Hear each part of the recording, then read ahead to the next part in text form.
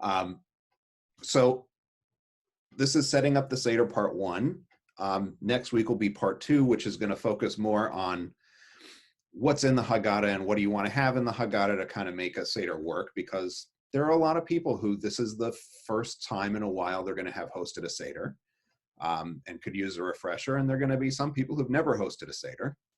And the goal is to kind of, with this session, lay out the physical stuff that you want or need. And then next week to think about what you want to say during it. Lots of people are going to be doing online Seders for the first time and having to figure out how to share all this stuff, and may need a Seder plate set up when they never have before because they always go to a grandparent or an aunt or a parent's house or something like that. So this is out there for general information purposes too. It's not just a Mahar thing, although obviously it's a Mahar thing too. So my goal for this is to think about what's a bare minimum in terms of what you want to have, what feels like a bare minimum for having a Seder. Talk about what traditionally is on the table, talk about where they come from, understand the Seder plate, the form that it has, what's on it, and then talk about things that are relatively innovative, right? 2,000 years of rabbinic Jewish history, there's a lot of possibilities for innovation. So innovation, relatively recent innovation, is 200 years old. So going over some of the newer things and thinking about whether those make sense too. So just as kind of the total overview of what goes on the table at a Seder, if you're doing kind of the full thing, there's matzah, there's a Seder plate with a number of different items on it, right? An egg, a shank bone, 2 different bitter herbs, another green vegetable, and we'll talk about how all of this got on the Seder plate, and then haroset, and then other stuff on the table. Obviously, there's plates and cups and food and wine and whatever else, including a single cup for Elijah. So that's if you walk into a fairly traditional Seder, that's what you find. And we'll kind of pick this apart to see what's in traditional Jewish perspective, what's the minimum? What do we feel like is the minimum? What do we want to maybe add? That kind of thing. So Ami and Larry, you were at the Tuesday session where we actually looked at a chunk of the Haggadah that said, Rabban Gamliel used to say, this quote on the bottom, any person who has not mentioned 3 things connected with Passover hasn't fulfilled his obligation. They are the Paschal offering. And the word here is just Pesach in Hebrew, matzah and maror. So the rabbis had the sense that this was the bare minimum. And they had the sense that this was the bare minimum because that's what's in the Torah, right? The Torah kind of says, well, you got to have the Pesach itself, the lamb, and matzah and maror, and you're supposed to eat them together, and you're supposed to eat them in a hurry with your sandals on your feet. And you can point right at the Torah at Exodus 12 and find the bits of this. 10th of this month, take a lamb, keep it for 4 days, slaughter it, roast it, eat it with unleavened bread and bitter herbs. Right, so that's the description of the quote unquote first Passover in the book of Exodus, when in the narrative, the Israelites haven't left Egypt yet. So that's the basic. And then from there, Jewish history embellishes after looking at that text. So I have 3 different kinds of matzah in the picture. Most of us definitely know this one in the upper right-hand corner because Manischewitz or Streitz or Yehuda or Rokeach sometimes, right? There's a bunch of different brands. A lot of us know the one in the middle, right? That's Shmura matzah, round, actually kind of tastes burnt. We may not know the one in the lower right. So the one in the lower right is actually soft. And it's like the other ones, it's just water and flour, but it is used in some Sephardic and other non-Ashkenazic communities. So most Ashkenazi traditions, people have pieces of matzah in attendance, and then there's a plate with the 3 pieces of matzah that the leader of the Seder uses, right? And you have this thing where the leader of the Seder very ceremoniously takes out the middle matzah and breaks it and puts half away and loses the other half to be found later on. And at Machar, this usually means that I'm giving out lots and lots and lots of dollar coins to kids, because we make lots and lots and lots of little pieces of matzah and scatter them everywhere. Modern matzah, mass-produced matzah, usually comes in 2 forms, hard and cracker-like, right? So the square ones that come in the box, which are mass-produced easily, right? They're square because it fits on a conveyor belt. And then the shmura matzah, which is handmade. And shmura means guarded or watched in Hebrew. And the idea is that every single step of the process, from the first planting of the wheat seeds in the ground all the way through the finishing of the baking of the matzah, is actually always has somebody's eyes on it. Hence, guarded or shmura, somebody's always watching. And these are handmade and whatever else. You can buy them in boxes. They're way more expensive than the square matzah that is easier to find. Yeah, shmura like shomer, like guarding, yes. Prior to mass production, matzah was soft. So there are actually, there are legal codes in the 16th century that actually say that matzah is soft. Ashkenazic matzah turns hard not too long after, because Ashkenazim are the first to get industrialization. And so they start industrializing the matzah production process, and you get crackers. The crackers are more stable. You know, the soft matzah makes it about 2 days and then goes bad. I don't want to compare it to manna in the Torah, but you know, it goes bad pretty quickly. It's soft.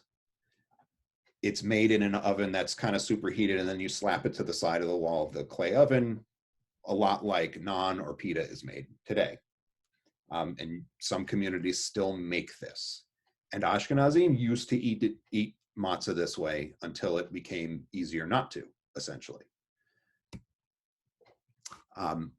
What makes it Passover matzah, because you go to the store and all year long you can buy matzah, and you'll notice a lot of times it says not kosher for Passover. And even sometimes you'll see kosher for Passover, but you can't use it at the Seder because it's got something other than flour and water. So what makes it kosher for Passover? There's no chametz.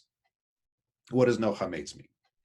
So no chametz means you have let the flour and water sit together untouched, unmoved for 18 minutes. The 18 minutes is almost arbitrary. It is said to be the shortest amount of time required to walk a meal, which is a Talmudic era measurement. And it really has to be said that it's not clear that it's only one meal. There are texts that say 4, there are texts that say 8, there are texts that say as long as it takes to walk from Caesarea to wherever. But the halachic version of Judaism that reigned for 2,000 years tends to be strict, and we end up with 18 minutes. And have you ever made sourdough starter or made your own yeast? This is something I think they should teach in rabbinical school because it actually matters. That's all it takes to actually start the process of mixing water and flour to generate sourdough starter, right? It starts to pull yeast out of the air. And so you actually do get leavening in 18 minutes. The rabbis weren't crazy, but we don't make our own yeast. So we actually often have no idea how this stuff works. So it does actually work. the 18-minute thing is enough time. In theory, there's this line that says kneading. In theory, you could knead this stuff all day long. And as long as your hands don't leave it for an 18-minute time period, it's not chametz, no matter how long it's exposed to water and mixed around, right? Really, really weird technical rules. Don't take my word for it. It's Maimonides. I didn't come up with this weird rule. To do mass production of matzah, you actually have to clear the entire assembly line every 18 minutes. The whole thing's got to get cleaned off to make it kosher for Passover on these really stringent standards. Because dough, like flour and water, have sat for that long. So that's what makes matzah kosher for Passover. How do you avoid it being chametz? It technically should really only be wheat, maybe barley. You know, there's a limited number of things that it, in theory, should be made out of.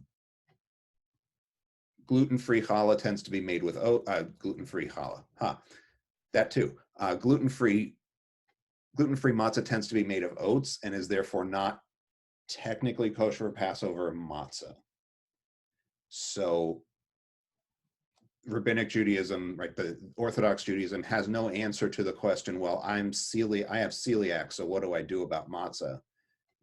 Their answer is basically, well, you can either eat it and get sick or don't eat it, and since you'd get sick, don't eat matzah.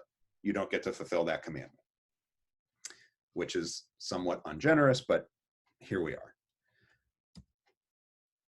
Okay, so questions about matzah before we get going. More than you ever wanted to know about the production of matzah, I'm sure. At some point, my question is, at some point we're going to discuss what can we do under the circumstances of today of yeah. So because a lot of the stuff, you know, it makes sense if you do it for a group of people. I like, for example, the last 3 years, I think, have been making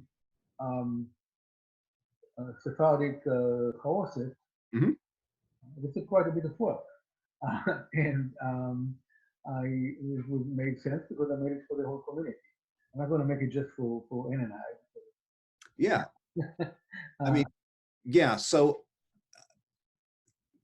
the answer that I kind of have, to spoil it up front, is I think a really straightforward way of thinking of the minimum that makes a Seder, and this whole thing will kind of flesh out some of why, is really some matzah and some kind of bitter herb. And the rest of it, quite frankly, is all added on. You can put an egg, it's not a problem. Well, we'll talk about how the egg is actually added on too. And in orange, yeah. Half the stuff on the Seder plate is not eaten or used. It's all added on. And we'll talk about how we get this stuff added on. Because karpas, the green vegetable at the beginning, that's not in the Torah. The rabbis talk about it. Where'd they get it from? Well, they got it from custom. They didn't even make it up. They got it from the Romans. So my thesis is, got some matzah, you got some kind of maror, you're good to go. Have some dinner. That's what you need. What's the second one that you say? So matzah and maror. Oh, maror. And then that's horse. Make yourself some dinner, and you have a Passover Seder. I mean, I think that is, in terms of the things that in a traditional context are eaten, that's most of it. That's what you actually, that's almost all you really even need to tell the traditional story in a Seder. Egg, maybe you want some charoset, chop up some apples. I mean, it doesn't have to be fancy. And maror isn't even that hard to get a hold of either. So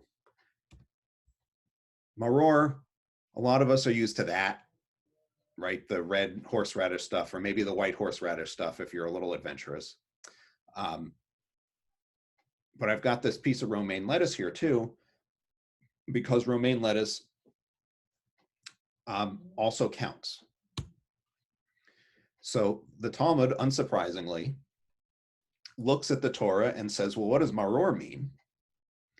And decides to try to answer it by listing a bunch of stuff people have used in the past as maror.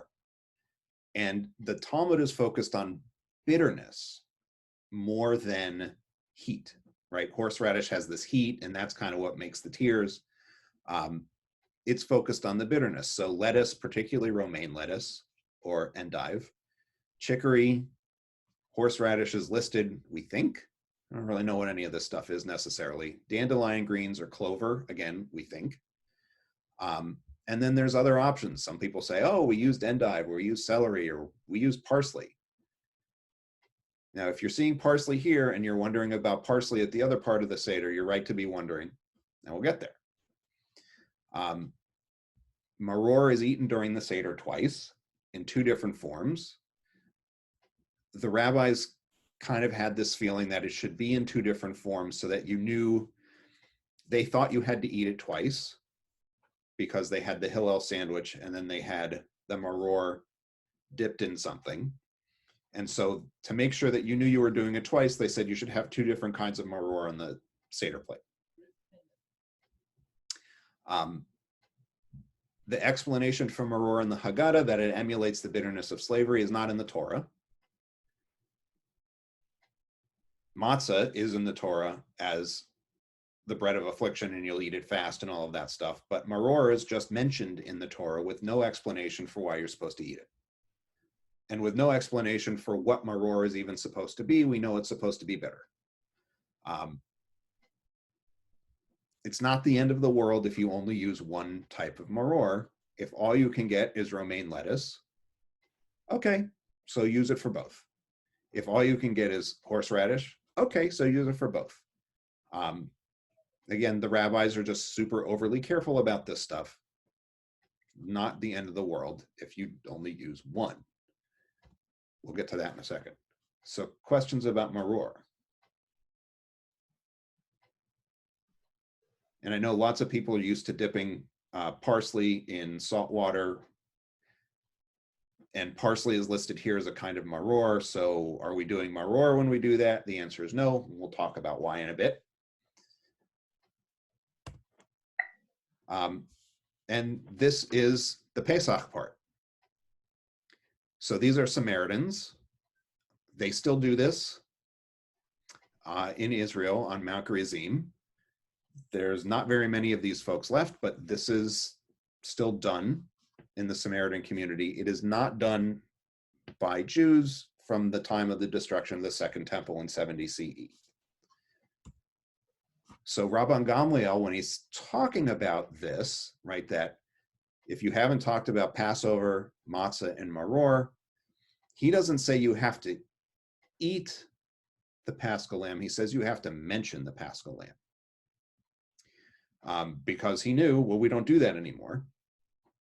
And the rabbis of the Talmud said, well, actually, you shouldn't roast any kind of meat anymore because we don't want people to mistakenly believe that you are eating roasted meat. So you talk about it, we mention it, and that's good enough. From their perspective. How did brisket become so traditional food for Passover? Oh, how's brisket traditional? Brisket used to be really cheap. Okay. And you can't just roast brisket and make it edible. You've got to stew it for a long time. And the stewing part actually works great as a Passover food preparation. A roasted turkey or a roasted chicken is actually a problematic thing. But something like brisket, where it stews in its juices in a pot, you know, brisket used to be cheap before people started to really love Texas barbecue and corned beef.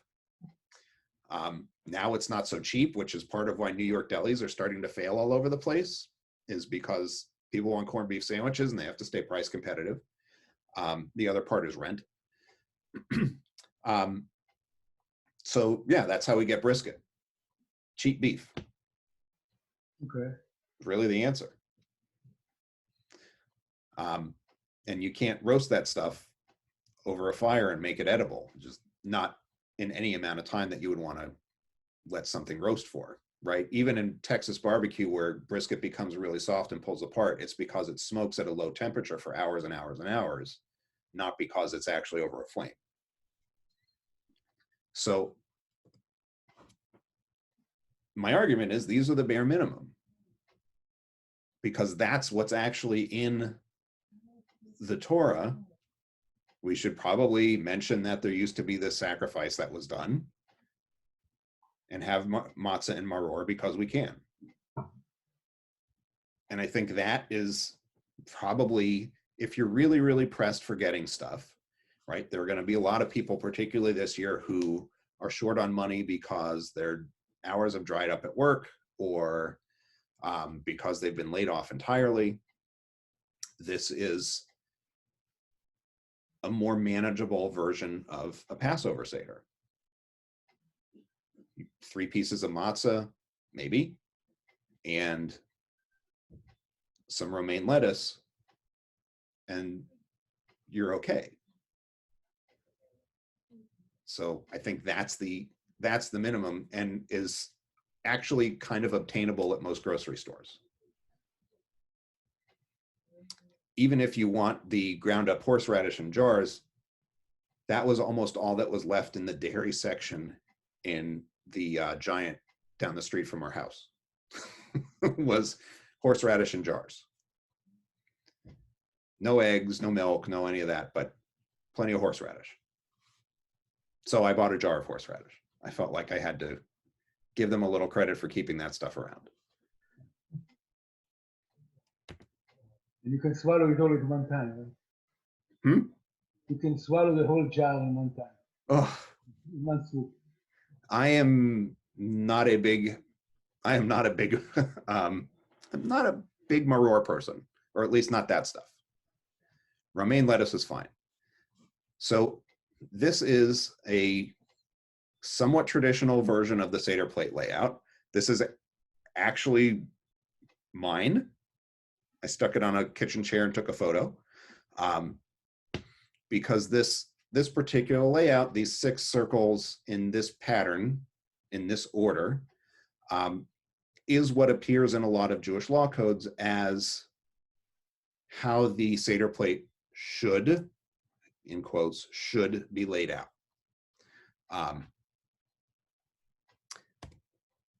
There's no standardized layout to the Seder plate until like the late 1300s, early 1400s at all.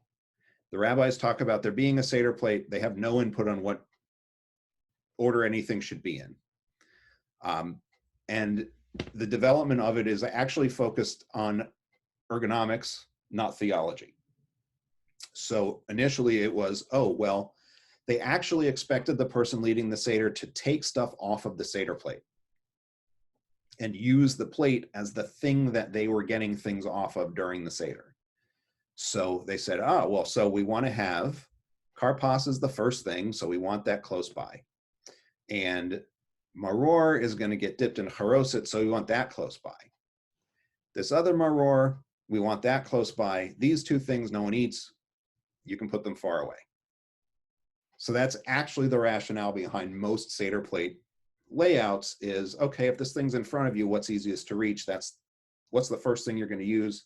Let's let that be the thing that's easiest for you to reach. And so this is the most common Ashkenazi layout. It's also pretty common in Sephardic circles because it was actually generated out of Kabbalah, out of Jewish mysticism. So the layout that you see here, these kind of circles in this pattern, is supposed to match up with the emanations of God into the world as Kabbalah sees it. Right? So Kabbalah has this idea of 10 sefirot that are emanations out from this big God thing into these specific God things in little containers. And if you look at a Kabbalah diagram, you'll see that it kind of matches up with that shape. there just wasn't enough space in the slide for one of the many Kabbalah diagrams that have all kinds of weird gobbledygook Aramaic on them. And you'll actually see, so if we look at mine, this one says Chazeret, and this one says Maror. This one actually says Maror in both places. They are actually saying the same thing in a slightly different way. That idea of having two kinds of maror, one of them is lettuce, usually, and that's chazeret, and then the horseradish or whatever you want to use is the maror. So the ones we use at Mahar actually also have those plastic ones that we've used in prior years, actually say chazeret in one place and maror in another. And usually what happens, because we don't use the plates to eat off of, is the folks who buy our supplies only tend to buy the jarred horseradish. So I tell them to put the jarred horseradish in the maror slot because I know they know what maror is and they don't know what chazeret is. And I have them put the orange in the chazeret place. Because again, we're not eating off of this, so not as big a deal. Last year they had everything, and so the orange just kind of sat off to the side and sort of rolled around, and that wasn't ideal either. So top row, egg, maror, shank bone, bottom row, karpas, the green vegetable, maror or chazeret, and then charoset. These are the four that you would actually reach for if you were using the Seder plate to serve yourself.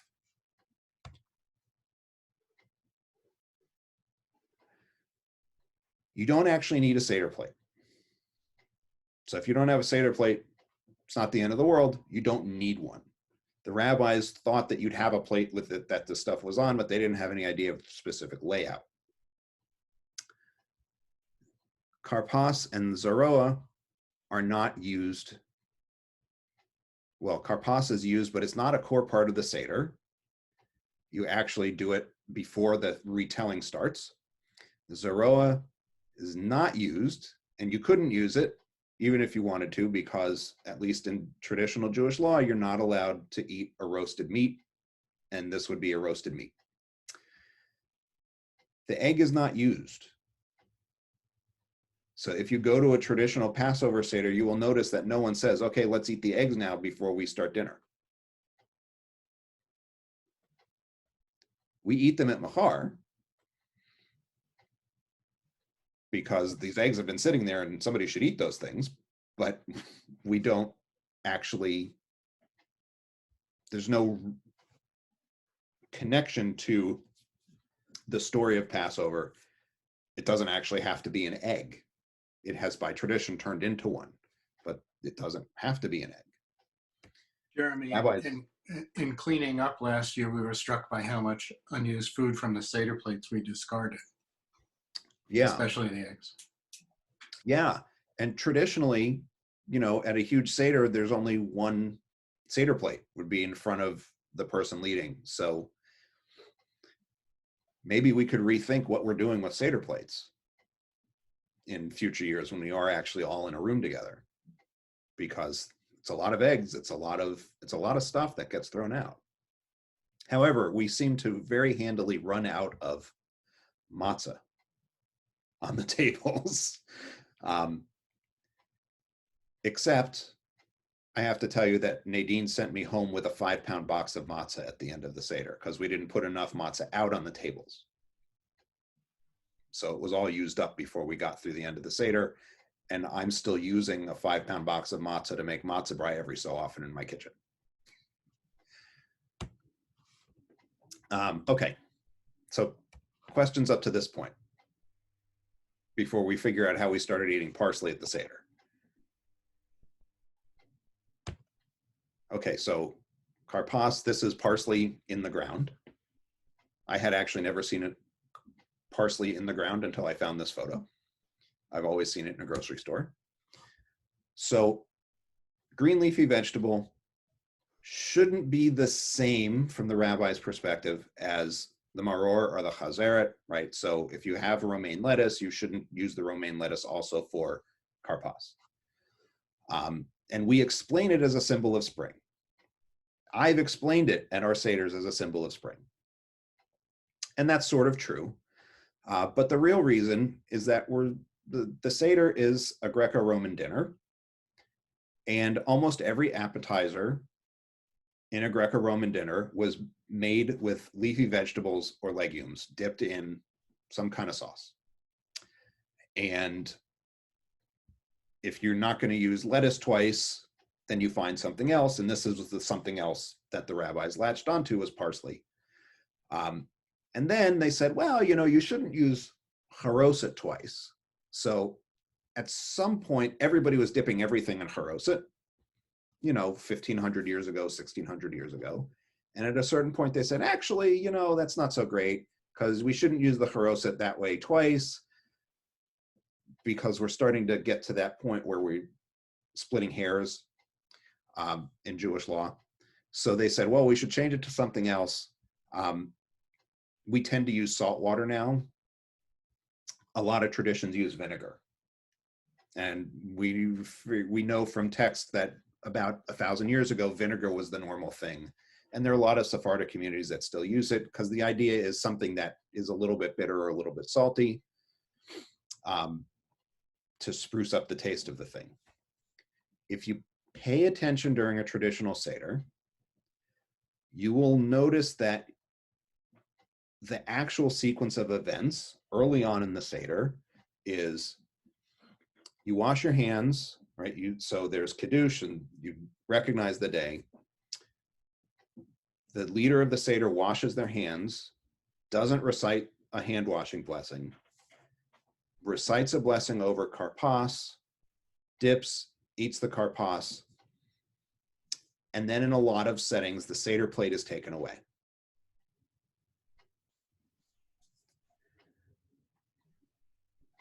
Because the Seder plate gets taken away to prompt the children present to say, what's the deal? You said we were going to have dinner. Why are you taking the food away? Which I said on Tuesday night probably works exactly once with every kid. And then they figure out what the deal is because you just make them ask the 4 questions right after. So the karpas is not actually part of the main part of the Seder. It's an appetizer, just like it would have been in a Greco-Roman dinner. So here we are, we have pulled an artifact from the Greco-Roman world into the Seder. We continue to do it. We never tell anybody why. Because I suspect mostly people don't know.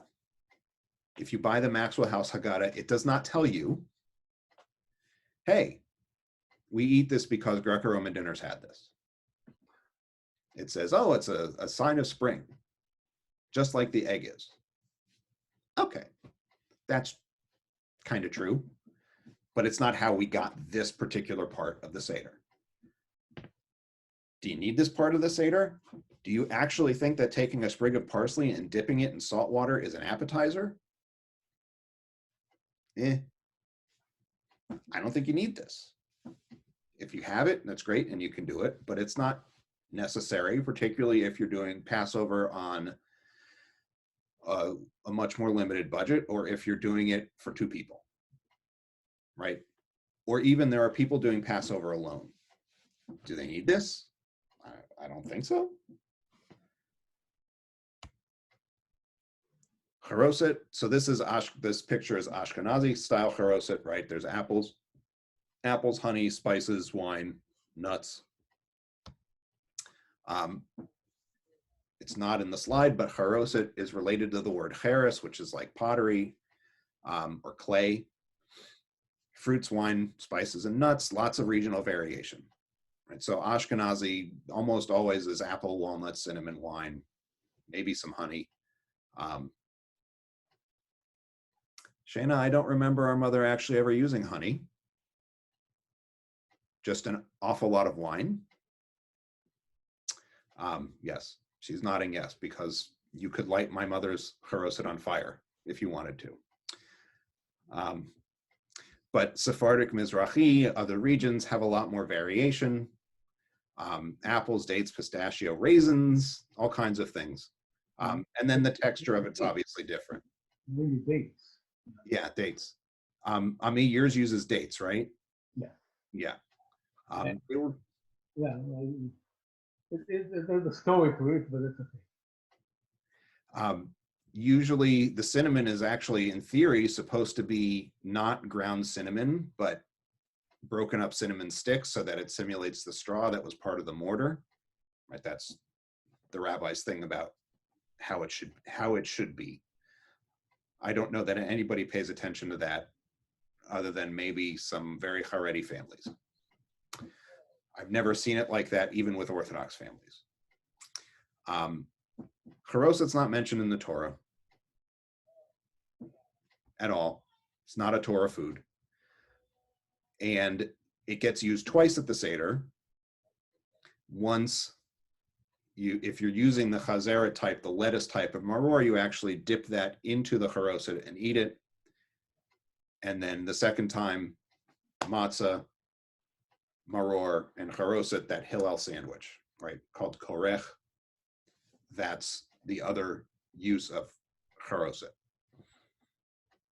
Otherwise, I just spread it on matzah and I think it's fine. But I recognize that during the Seder, this is kind of its use. But again, not in the Torah, not even in the very basic version that the rabbis came up with, right? Rabban Gamliel does not say, well, if you didn't talk about charoset, you didn't do what you needed to do for Passover. So Passover on a budget, Passover with a limited number of people, maybe you don't need charoset. Maybe you do. Right, and that becomes okay, do I really need this to feel like I did Passover? As opposed to, do I have to have this? Zeroa, so there's a piece of a chicken bone here. Sorry, this was the best image I could get for free. Wikipedia has very good pictures of beets, however, so I have beets there. The beet thing is a new invention. So traditionally it's a roasted shank bone, ideally lamb, but beef or poultry is often used, right? So people will keep a chicken bone and then stick it over a flame and burn it a little bit.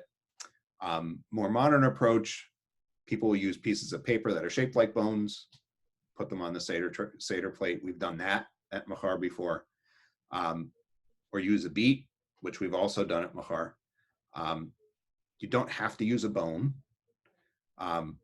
Red beets look a little bloody, so that's meat-ish. The idea of using a beet is new. And the idea of using a beet is probably a misreading of the Talmud.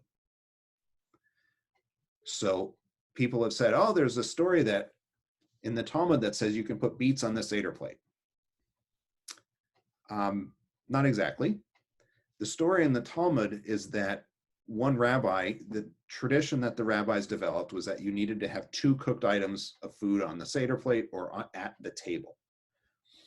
And one of the rabbis, Rav Huna, says, okay, so the story is that he used to have cooked rice and cooked beets at Passover. And people have taken this and said, oh, that means you can put a beet on the Seder plate as a replacement for the Zeroa.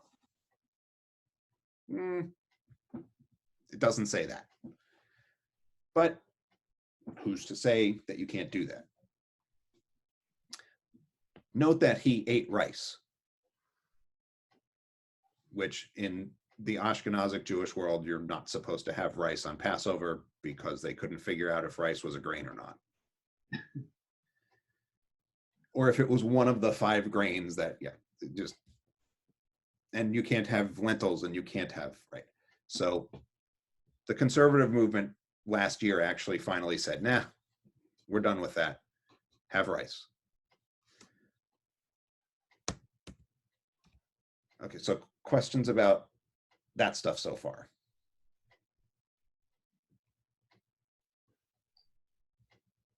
I've never seen beets.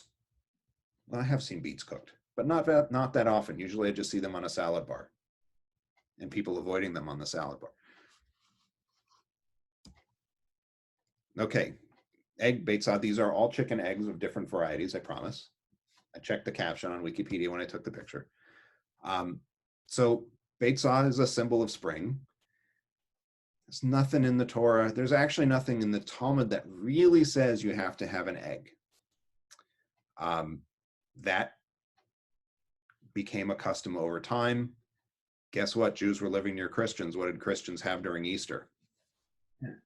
Right? Egg on the Seder plate. And it becomes one of the cooked items. If you think you need 2 cooked items at the Seder, this becomes one of the cooked items. And then eventually it makes its way onto the Seder plate because it's seasonally appropriate or whatever the case may be. So lamb shank and an egg, you've got 2 cooked items on the Seder plate. The egg is optional. Rav Huna used rice.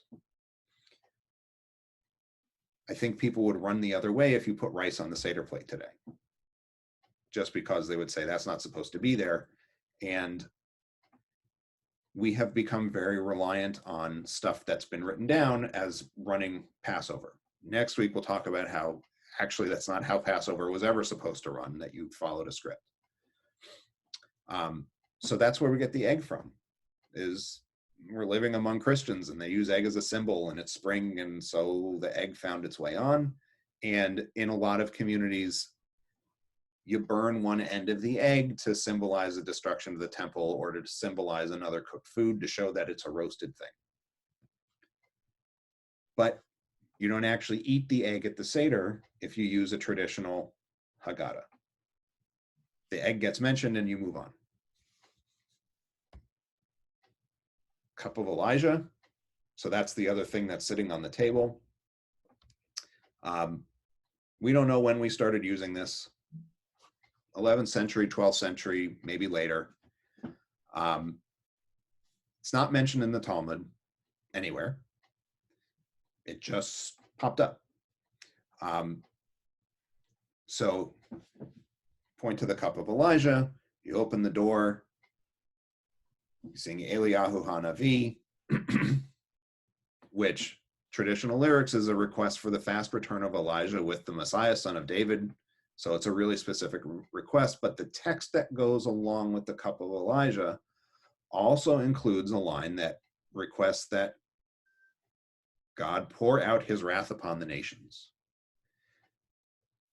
So there are stories, there's a theory, a hypothesis, right? Because you can't test this, it's just a hypothesis, that the idea behind opening the door to show Elijah's cup is to show no blood libel, to defeat the idea of the blood libel that Christian children were being used to make Jewish wine or to make matzah. That is incompatible with opening the door and then singing, pour out your wrath upon the nations while your door is open to your Christian neighbors. But it's what we have in the Haggadah, so it's what a lot of people still say. Or they sing Eliyahu Hanavi and they don't say the rest of the text around it because they look at it and they go, oh, I don't want to say that, which I suspect is what happens in an awful lot of non-Orthodox households. Like water for chocolate and oranges and olives, right? If you saw the movie Like Water for Chocolate, it's a pun. Now Shayna's shaking her head. That is because you were 8 or 9 when that movie came out. Oh, terrible film. I didn't like it either, but okay. So there's lots of things that have been added to the Seder plate. An orange symbolizing LGBTQI plus inclusion. And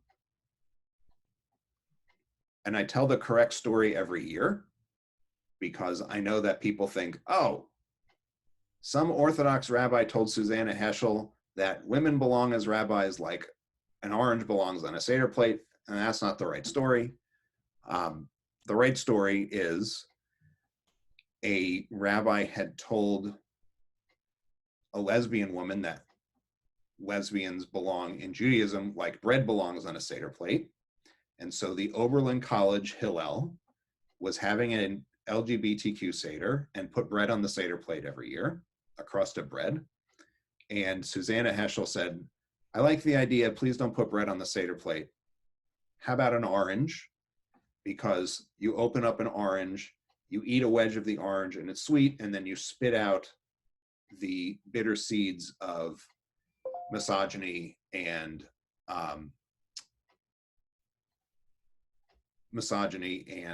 all those other agies, right? All those other forms of hatred. That's how we get the orange. Olive. So this started being added to Seder plates in the 90s as part of the peace process, as the peace process was falling apart. Jewish Voice for Peace continues to issue Seder supplements that suggest putting an olive on the Seder plate to this day. Bitter chocolate for dependence on abusive labor practices in the developing world. There are Jewish organizations that running up into Passover and to Hanukkah sell fair trade chocolate with, Jewish shapes on them, right? Because you buy Passover chocolate and it's got stars or whatever. So they sell fair trade chocolate that's shaped like other chocolate would be for those holidays. Potato, remembering the migration of Ethiopians to Israel. So many of them were in starvation and the only thing they could eat was potatoes. Tomatoes, marking the unfairness of US agribusiness toward immigrant laborers. So there's been a lot of labor organizing work involving farm laborers in Florida, particularly near Micanopy. And this has been added. TRUA, the Rabbinic Human Rights Organization in particular, suggests tomato or something like that on the Seder plate. Most fast food places now use tomatoes from unionized farms, but not all of them do. And then a pine cone, this is not used very often, but Temple Israel in Boston started it, and they said, you pass over pine cones every day if you live someplace where there are pine cones. And they include these really valuable pine nuts that are imprisoned in the cone. And we overlook these things every day, just like we overlook the value that people who have been incarcerated have as well. Miriam's cup is also a new addition. This one's an easy add because you just need a cup of water. And it's tied to the stories in the Torah where Miriam was the source of water for the Israelites in the desert. And then it also kind of marks, there are two Israelite midwives that early in the book of Exodus, they're actually named, which is unusual for women who aren't actually going to reappear ever to even be named in the Torah, but Shifra and Puah are the names given to them, who are said to have been responsible for saving Jewish boys from Pharaoh's order that all Jewish boys be killed. And the idea is commemorating women's role in the narrative and in broader Jewish life. So you add a second cup next to Elijah's cup. Name for Miriam contains water because Miriam was the person who found water in the wilderness, according to the stories. And as soon as Miriam dies, the people start complaining that they don't have water. So that's how you get Miriam's cup. They do make specialized Miriam's cups if you're inclined to buy such a thing. I have one made of blue glass that says Miriam on it, etched into it, like laser etching, given to me by a Miriam, which she did because she appreciates the idea that she's giving everybody a cup with her name on it. So you always know who you got it from. Okay, so that's like the survey of all the stuff. For people who are kind of doing it by themselves for the first time in a while, I think the thing to do is to do the stuff that you think you can do. To me, it seems like the most straightforward thing is get some matzah, get some romaine lettuce, and have some dinner. I am becoming less and less and less sold on the idea of 4 cups of wine for lots and lots of reasons, not least of which not everybody really does well drinking a lot of wine. Well, this time we don't have to drive, so it's better. Well, you don't have to drive, but I mean, there are a lot of people who just have dependency problems, and we have these holidays that are really dependent upon drinking a lot of wine, right? Both Purim and Passover are drink a lot holidays. So they're difficult for folks. So I'm not even all that hip on drinking 4 cups of wine necessarily. And as we talked about on Tuesday, I'm really getting unfond of the idea of pouring out or dipping finger in wine to mark the plagues. Because I find the plagues to be a very, very troublesome thing. Although I realize you're not going to stop most people from doing it, and that's fine. Just me personally, I find it a little bit troubling. But I think a minimal Seder can actually really only need matzah and some romaine lettuce. And all the other stuff is not actually all that core to the story or all that core to the Seder.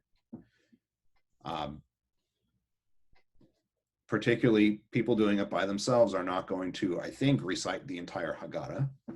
They're going to hit the stuff that they find most meaningful. And I know that families with kids and sometimes with inpatient Seder leaders will also not do everything. So what's the minimum that you need to make it feel like a Seder? That's the thing to aim for, I think, these days. Jeremy, can I ask a question? Yeah. A practical question. During the Seder itself, Mhm. you're going to be running it, right? Mhm. And I assume you will have a fairly complete plate.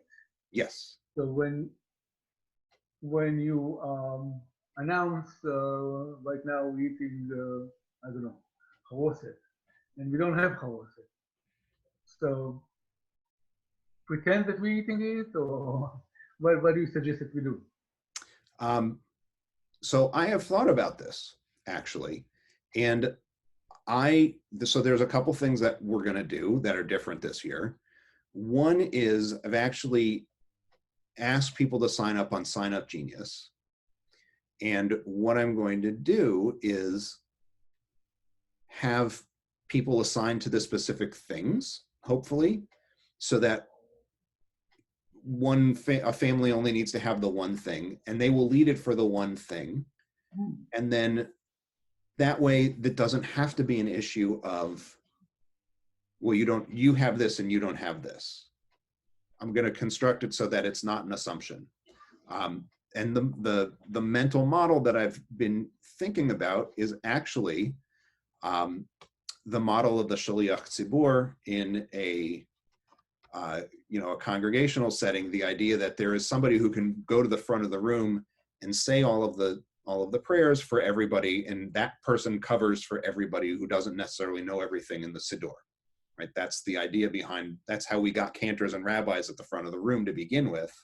Is you'd have a representative of the congregation who could say all this stuff when other people couldn't, and was able to say things vicariously. So I'm actually thinking of just this family A will do charoset, and so they'll have to have charoset on hand, and it will be,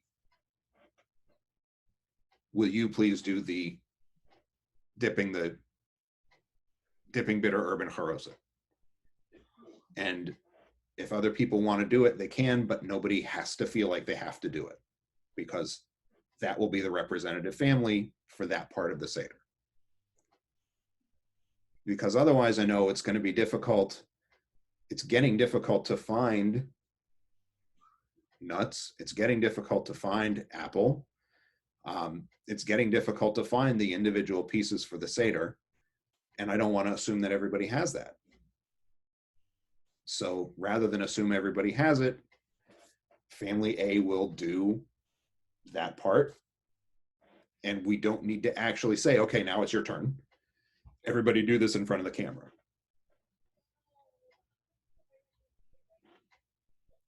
So I'm trying to kind of navigate the problems of availability and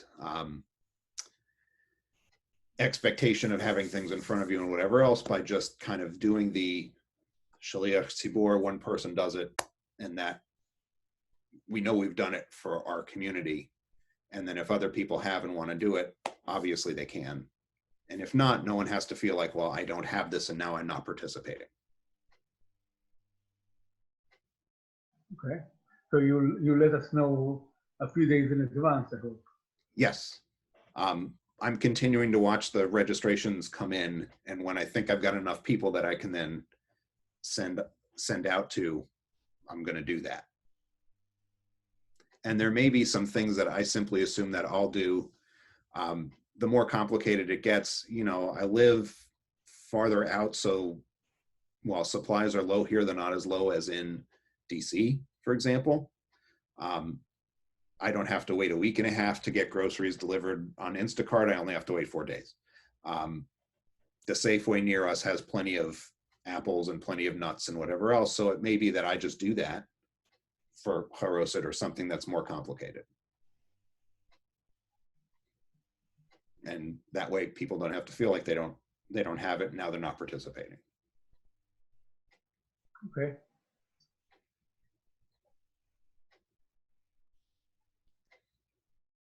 Other questions? Nope. Okay, well, it's 8:35. I finished in an hour. I know I went really fast, but I wanted to make sure I was respecting everybody's time. And the more I worked on this, the more slides there were. And there's this old saying attributed to Abraham Lincoln that he probably never actually said, which is, I'd have written you a shorter letter if I had more time.